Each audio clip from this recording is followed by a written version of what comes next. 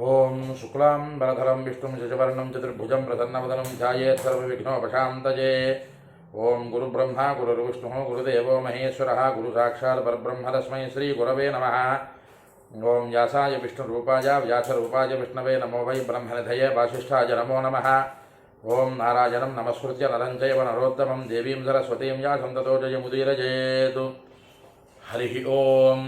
ప్రియ భగవద్బంధువులారా, ఆస్తిక మహాశైలారా, విష్ణు పురాణానికి మనం స్వాగతం పలుకుతూ, ఆత్మానం రథనం విద్ధి శరీరం రథమేవతు బుద్ధిందు సారథం విద్ధి మన ప్రగ్రహమేవచ. మన ఆత్మ, మన శరీరము, మన బుద్ధి, మన మనస్సు ఇవి అన్నీ కూడా ఒక రథంలాగా మారితే ఆ రథాన్ని అధిరోహించినటువంటి శ్రీమన్నారాయణుడు మనందరికీ కూడా సద్బుద్ధిని సద్గతులను కలుగుజేయుగాక అని మరొకసారి మనం స్మరణలోకి తెచ్చుకుంటూ విష్ణు పురాణం 22వ అధ్యాయంలో ఉన్నాం. 22వ అధ్యాయంలో భగవంతుడు సాకారంగా సమస్త భూషణాలతో ఆయుధాలతో మనకి కనిపించేటటువంటి పరమాద్భుతమైనటువంటి మూర్తి వర్ణనం గురించి పరాశరుడు వారు మైత్రేయ మహర్షికి చెబుతున్నారు. ఈ ఘట్టాలలో మనకు ఉండేటటువంటి బుద్ధి, అంతరింద్రియమైనటువంటి బుద్ధి దగ్గర నుంచి పంచ జ్ఞానేంద్రియాలు, పంచ కర్మేంద్రియాలు, పంచభూతములు, పంచ తన్మాత్రలు, సత్వరజస్తమో గుణములు ఇవన్నీ కూడా విష్ణువుల వారి దగ్గరకి ఎలా చేరుతున్నాయి, ఏ ఆయుధాల రూపంలో, ఏ పేర్లతో అవి చేరుతున్నాయి అన్నది ఈ పరమాద్భుతమైనటువంటి ఘట్టాన్ని వివరిస్తున్నారు పరాశరుడు వారు మైత్రేయ మహర్షికి. ఇది మామూలుగా మనం చెప్పుకునేటటువంటిది కాదు. అహంకారము, తామస అహంకారము, రాజస అహంకారము, మనకు ఉండేటటువంటి బుద్ధి పెడద్రోవ పట్టకుండా ఉండేటటువంటి దానికోసము ఏ ఏ ఆయుధాల రూపంలో మానవులకు ఉండేటటువంటి ఈ అహంకారాలన్నింటినీ కూడా ఆయన స్వీకరిస్తూ ఆభరణాలుగా, భూషణాలుగా ధరించి మనకి దర్శనమిస్తున్నాడు అన్నది ఇక్కడికి మనం చెప్పుకునేటటువంటి అత్యద్భుతమైనటువంటి ఘట్టాలు. ఆ ఘట్టాలలో కిందటి వీడియోలో మనం చెప్పుకున్నటువంటి ఆఖరి శ్లోకం అక్కడి నుంచి మనం చెప్పుకుంటూ, భూతాది ఇంద్రియాదించ ద్విధా అహంకారమీశ్వర బిభర్తి శంఖరూపేణ శారంగరూపేణ చ స్థితం. శారంగరూపేణ చ స్థితం. శంఖరూపము, శారంగరూపము ఇవి రెండు ఇలాగా భగవంతుడి దగ్గరికి చేరాయి. భూతాదిహేతువైనటువంటి తామస అహంకారాన్ని శంఖరూపంలో భగవంతుడి దగ్గరికి చేరిందని, ఇంద్రియాది కారణమైన రాజసాహంకారము శారంగము అనేటటువంటి ధనస్సు రూపంలో విష్ణువుల వారి దగ్గరికి చేరింది అని చెబుతున్నారు. తామస అహంకారము, భూతాది హేతువైనటువంటి తామస అహంకారము, తమస్సు, ఈ తమస్సు అనేటటువంటి అజ్ఞానము భగవంతుడి దగ్గరికి శంఖము అనేటటువంటి రూపంలో ఎందుకు చేరింది? రాజసాహంకారము, ఈ రాజసాహంకారం అనేటటువంటి ధనస్సు రూపంలో ఎందుకు చేరింది? వాటి వివరం మనం తెలుసుకున్నట్లయితే ఈ అహంకారము అనేటటువంటి ఆ పదార్థం దగ్గరికి కూడా మనం చేరుకునేటటువంటి అవకాశం ఉండదు. రాజసాహంకారం, రాజులు క్షత్రియులు కదండి, వాళ్ళకు ఉండవలసినటువంటి ఆ అహంకారము, బలము, దర్పము లేకపోతే రాజ్య పరిపాలన, దేశ రక్షణ ఎలా జరుగుతుందండి అనేటటువంటి అనుమానం మనకు ఒకటి రావచ్చు. దేశ రక్షణ సమయంలో దేశ రక్షణ బాధ్యత ఉండాలి, కానీ అహంకారం ఉండకూడదు.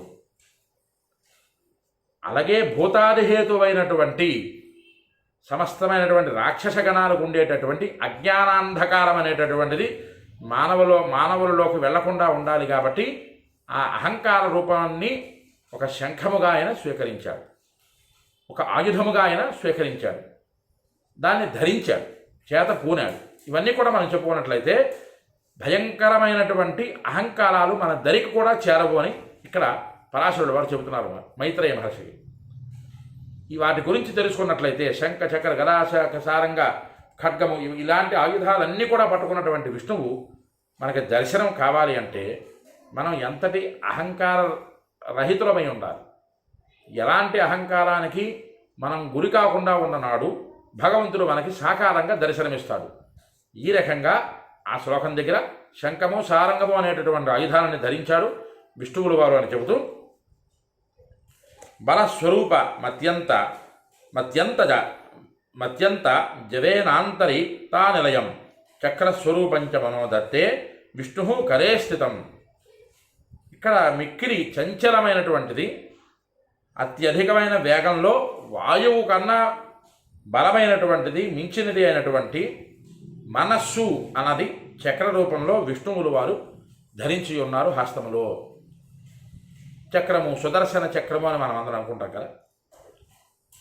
వాయువు కన్నా అత్యంత వేగంగా పరిగెత్తేటటువంటిది ఇక్కడ ఈ క్షణంలో ఇక్కడ ఉన్న బుద్ధి మరొక దగ్గరికి పోవడానికి చంచలమైనటువంటిది, ఒక దగ్గర స్థిరంగా నిలబడలేనటువంటి మానవుడు తాలూకా మనస్సుని సుదర్శన చక్ర రూపంలో ఆయన ధరించాడు మహావిష్ణువు అని పరాశరుడు వారు మైత్రేయ మహర్షిని చెబుతున్నారు. అయితే ఇక్కడ మనకు ఒక అనుమానం రావచ్చు. మనోదత్తే విష్ణుకరే స్థితం పదం పరాశరుడు వారు వాడారు కదా. మనస్సుని భగవంతుడు చక్రముగా ఎందుకు పుచ్చుకున్నాడు, ధరించాడు, ఆయుధంగా స్వీకరించాడు అన్నది ఇక్కడ మనకి ఒక చిన్న వివరణ దానికోసం చెప్పుకుందాం. భగవంతుడు ఎత్తినటువంటి అవతారాలన్నింటిలో కూడా శిష్ట రక్షణ దుష్ట శిక్షణ చేసేటటువంటి భగవంతుడు మనం శిష్టులుగా ఉండాలగా దుష్టులుగా ఉండాలా అని చెప్పేటటువంటిదే మన మనస్సు.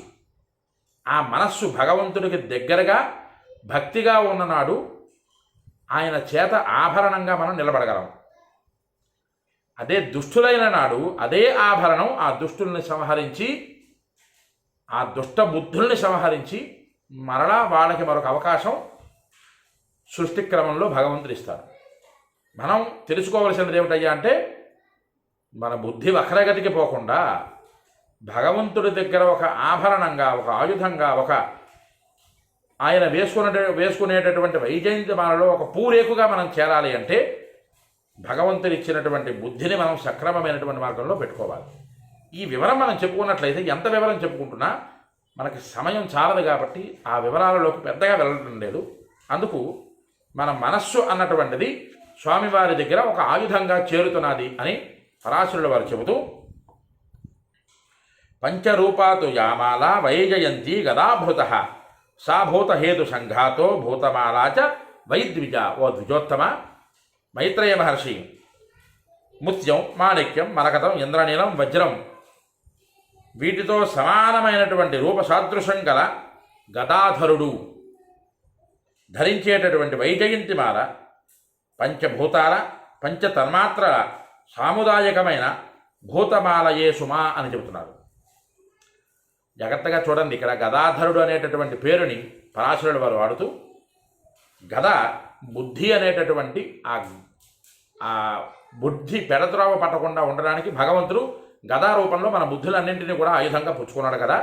అటువంటి గదని ధరించినటువంటి గదాధరుడు అయినటువంటి విష్ణువు పంచభూతాలకి పంచతన్మాత్రలకి, అలాగే ముత్యము, మాణిక్యము, మరకతము, ఇంద్రనీలము, వజ్రము ఇవన్నింటికి కూడా వాటన్నింటికీ కూడా ప్రతీకగా వైజయంతిమాల అనేటటువంటి దానిని ఆయన ధరించాడు.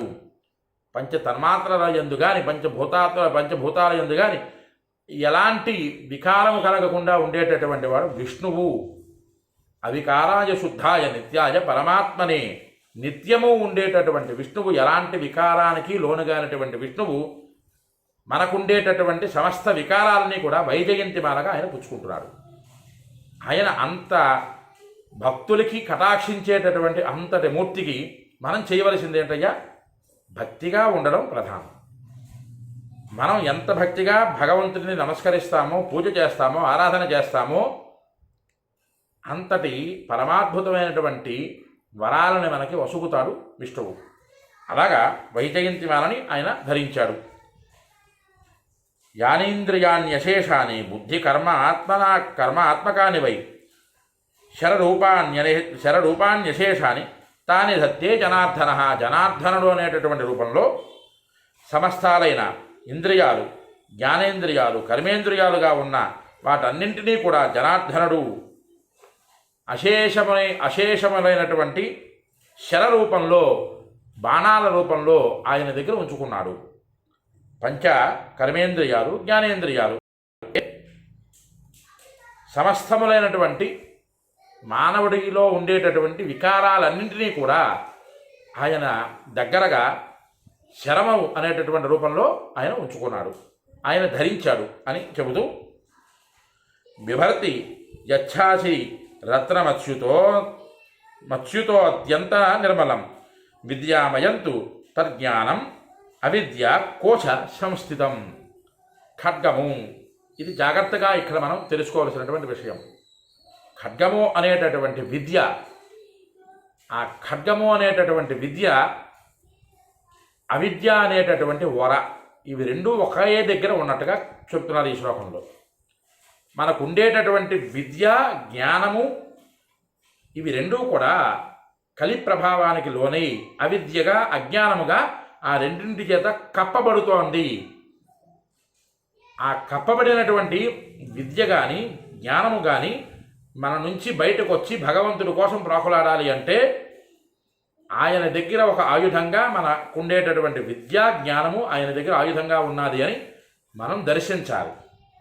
అలా దర్శించిన నాడు భగవంతుడి తాలూకా సంపూర్ణ కటాక్షం మనకి కలుగుతుంది అని పరాశరుల వారు చెబుతూ, ఇంకా విద్య, అవిద్య, ఖడ్గము, ఈ వర, వాటి గురించి మనం వివరం చెప్పుకునేటటువంటి అవకాశం ఎదరఘట్టాలలో మళ్ళా వస్తుంది. విష్ణు పురాణంలోనే వాటి గురించి తెలుసుకుందాం.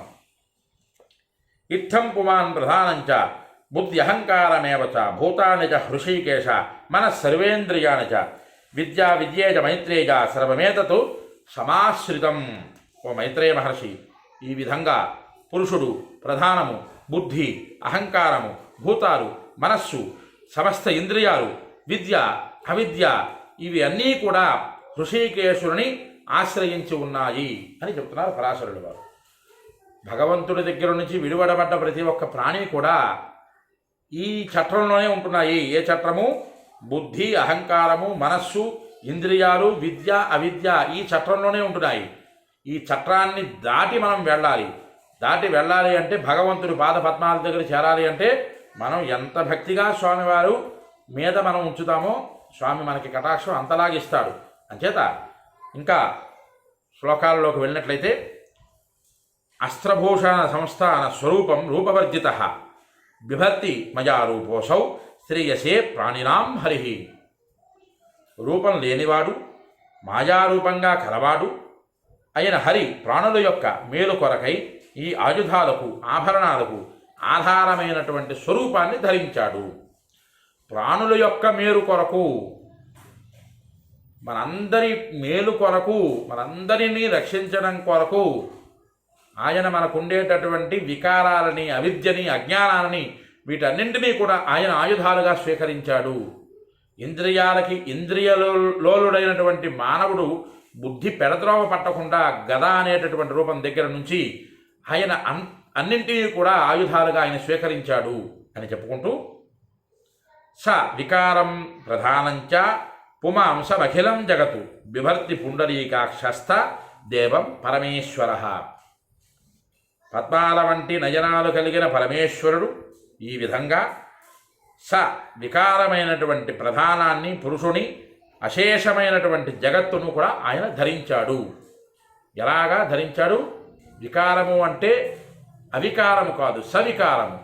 స అంటే సత్పదార్థముగా ఆయన సమస్తాన్ని కూడా గ్రహించాడు, ధరించాడు, ఆయుధాలుగా కలిగి ఉన్నాడు అని చెబుతూ యా విద్య యా తథా విద్యాయత్ సద్ యచ్చా సదవ్యయం తత్సర్వం సర్వభూతేష మైత్రేయ మధుసూదనే. ఓ మైత్రేయ మహర్షి, విద్య, అవిద్య, సత్త, అసత్త, అవ్యయం, ఆ సర్వము సర్వభూతాత్ముడైనటువంటి మధుసూదనుని యందు ఉన్నవి.